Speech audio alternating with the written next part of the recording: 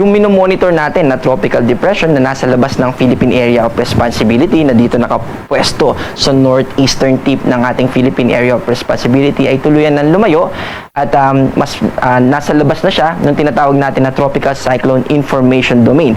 Ito yung wider range na version ng Philippine Area of Responsibility at in-extend natin ito para i-monitor pa rin at tignan natin or ibalita kung meron mang paparating or meron malapit sa Philippine Area of Responsibility na pwedeng pumasok para kahit malayo pa lang yung bagyo ay mapapaghandaan na natin.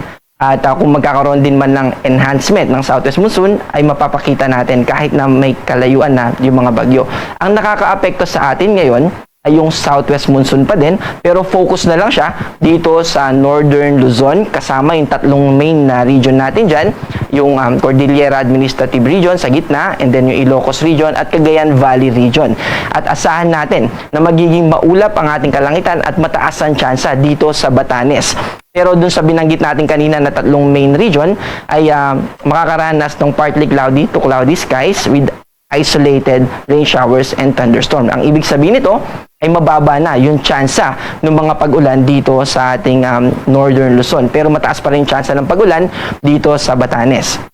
Samantala, dito naman sa Central Luzon, pababa sa Metro Manila, Southern Luzon, kasama yung Visayas at Mindanao, asahan natin na magiging maaliwalas ang ating kalangitan, partly cloudy to cloudy skies din, maliit yung tsansa ng mga pagulan at kung magkakaroon man tayo ng mga pagulan, ito ay dadalhin ng mga tinatawag natin na localized thunderstorm. Kung ulan man, panandalian lang ito, mga minuto hanggang 1 oras at kapag tumagal ng 2 oras ay matagal na iyon.